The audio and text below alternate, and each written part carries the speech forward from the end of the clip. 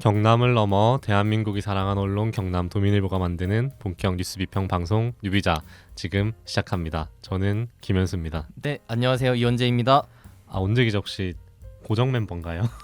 저는 뭐 반고정, 반고정이란 네. 말이 있잖아요. 반고정입니다. 알고 그냥 매주 나오시죠 그냥. 그래서 다음 주도 미리 지금 저희 진짜요? 아이템을 던져놨기 때문에 네. 아시면서 다음 주 네. 나오고. 아니 매주 이거는 선배 꼭 해야 될 것 같습니다 하고 아, 바꾸는 게 있는데 안 할 네. 수가 없는 그런 딱 것들이. 보면 이게 그냥 넘어가긴 찝찝하신가 봐요 이제. 그렇죠. 약간 직무유기 같고. 네. 하지만 이제 다 다음 주에는 제가 전국체전으로 못 네. 가기 때문에 네. 박신 선배가 나와야 되지 않을까. 이 영상을 보고 있다면 댓글을 달아라 박신 선배. 라는 느낌으로 아니 말씀드립니다. 근데 맨날 그 말해도 댓글 안 달더라고요. 안 보너봐요. 네, 안 보는 게 분명한 것 같은데 일단 박신 기자 미리 좀 워밍업을 하고 있기를 당부드립니다. 네. 네, 오늘 가져오신 기사는 어떤 기사인가요?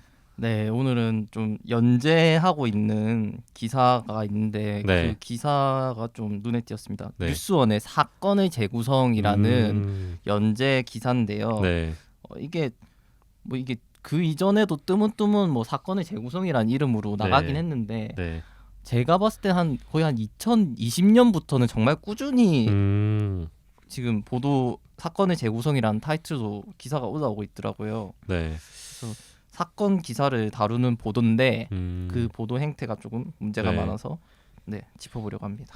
이게 재구성이라는 게 지금 일어난 게 아니고 옛날 거를 그렇죠. 끄집어내는 것 같은데 그렇죠. 발생은 예, 아니죠. 주로 뭐 우리 같은 경우는 이제 판결문을 보고 거기에서 좀 네네. 뽑아서 내용을 보도를 하기도 하는데 뉴스원도 이런 양식인 것 같은데 그렇죠. 또 잘 활용하면 좋을 것 같은데 문제가 있나 네. 보네요.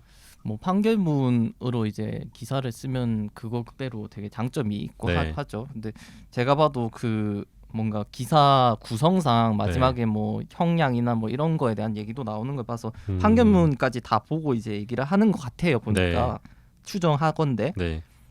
우선 그 사건들에 대해서 조금 자극적으로 다루는 거 아닌가. 네. 제목부터 좀 문제가 많았는데 예를 들어서 불법 촬영물을 몰카라고 표현을 한다거나 네. 성폭행 범죄 행위를 몹쓸짓 이 정도로 표현하면서 가해 행위의 좀 심각성을 좀 희석시킨다고 해야 되나요? 네.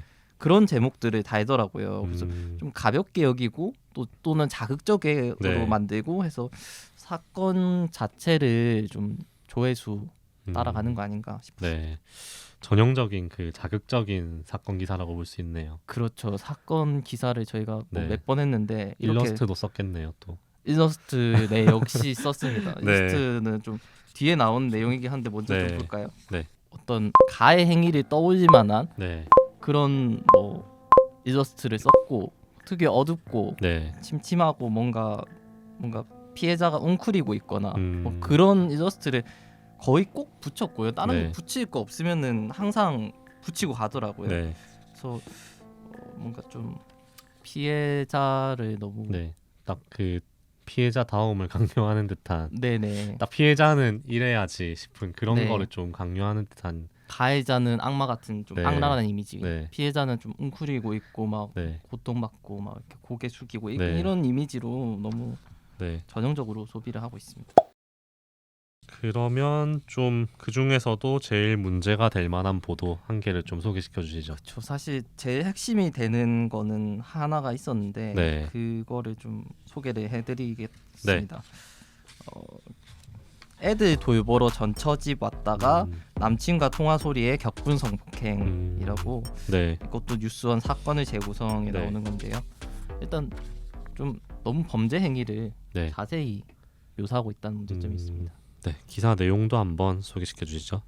우선 가해자 A 씨와 피해자 B 씨는 지난 2020년 네. 이혼을 했고요. 네. 피해자가 자녀들을 돌봤는데 가해자도 이제 아이들을 돌보기에 피해자 집에 드나들고 있던 그런 상황이었습니다. 네. 그러던 중에 사건이 발생했고 네. 가해자가 집에서 피해자를 기다리고 있었는데 이제 피해자는 가해자가 집에 있는 줄 모르고 남자친구와 통화를 했다고 합니다. 네. 근데 이 통화 내용을 듣고 가해자가 피해자를 성폭행했고 또 이제 폭행도 하고 하면서 네. 강간상해 혐의로 재판을 받았습니다. 네. 그래서 기사에서 그러면 좀 어떤 점이 제일 큰 문제라고 보시는 건가요? 그러니까 뭐 문제는 너무 많은데 네. 그 점에 대해 한 가지 먼저 짚으면은 네. 이제 상세한 묘사, 네. 이거 아까 말씀드렸다시피 상세한 묘사가 있었다는 건데 뭐 그러니까 그 폭행이 있었다, 네. 뭐 범죄 행위, 성폭력을 저질렀다, 뭐 성폭행을 했다, 뭐 이렇게 얘기하면 될 거를 이제 네. 멱살을 잡고 작은 방으로 끌고 갔다, 뭐 네. B씨 양쪽 허벅지를 짓밟고 목을 졸랐다, 네. 주먹으로 피해자 배를 때렸다, 이런 내용들은 너무 상세한 묘사들이거든요. 굳이 이제 자극적으로 묘사를 해서 상세하게 좀 네네. 쓴 것 같은데 좀 독자한테 네. 좀 불안감이랄까요? 그렇죠. 그런 거를 좀 야기시키는데 사건의 본질과는 좀 거리가 멀지 않나 싶긴 하네요. 가해자가 피해자를 협박한 말, 그런 언행까지 상세히 기사에 포함시켰고요. 네. 그거 너무 심해서 그거는 전달하지 않도록 하겠습니다. 근데 여기서 그치지 않고 또 가해자 관점에서 네. 사건을 풀어내는 거죠. 그러니까 사건의 재구성인데 네. 가해자 중심의 재구성이다. 그런 문제가 있습니다. 그러면 그 가해자 중심으로 그 썼다는 걸 좀 예시를 들어주시면 좋을 것 같은데요. 예를 들어서 뭐 우선 전처집에서 자라는 아이들을 외면할 수는 없어. 네. 피해자가 없는 틈에 사자가 자녀들을 돌봤다라는 말로 네. 좀 뭔가 이미지 자체가 네. 가해자가 좀 훌륭한 아버지고 일이 끝난 뒤에도 늦은 시간까지 아이들을 돌봐야 하는 자신의 신세와 달리 밤늦게 귀가해 다른 남자와 통화하는 B씨의 생활을 직접 눈으로 보니 분노가 폭발했다면서 약간 가해자가 막 늦게까지 일하고 아이들도 돌보고 막 이런 네. 좀 지치고 힘들고 불쌍한 사람이고 뭐 충분히 지금 아내의 그런 행동들이 화가 날 만한 상황이었다라는 네. 것처럼 마치 그런 것처럼 이제 묘사를 한다는 게 네. 문제가 되겠고요. 특히 그 10년 동안 부부 연을 맺었던 사이였던 만큼 낯선 남자와 대화를 나누는 B씨를 보니 질투심도 들었다라는 말이 좀 가관이었습니다. 네. 가해자 입장을 좀 대변해 준다는 게 문제인데 네. 그렇다면 이제 피해자의 입장에서도 충분히 내용을 써줘야 되는데 그렇죠. 사실 피해자에 좀 기울어져도 될 만한 네. 그런 내용인데 오히려 가해자 입장만 계속 이렇게 네. 써주니까 좀 부적절하다는 생각이 드네요. 예시를 이제 읽어주시니까 네. 기사 문장에 질투심이 들었다. 그렇죠. 이제 네. 이런 네. 표현도 사실은 네. 안 쓰는 게 더 좋은 네. 표현이죠. 이게 기자가 질투심이 들었는지 안 들었는지는 알 수가 없는 영역이니까. 그렇죠. 네. 도저히 알 수가 없는 표현이라고 저는 네. 생각이 들고요. 네. 사실 이게 정 쓸 거면 가해자한테 물어보고 따옴표를 처리하든지 하는 게 사실 네. 정석이긴 한데 네. 너무 좀 쉽게 쓰지 않았나라는 생각이 듭니다.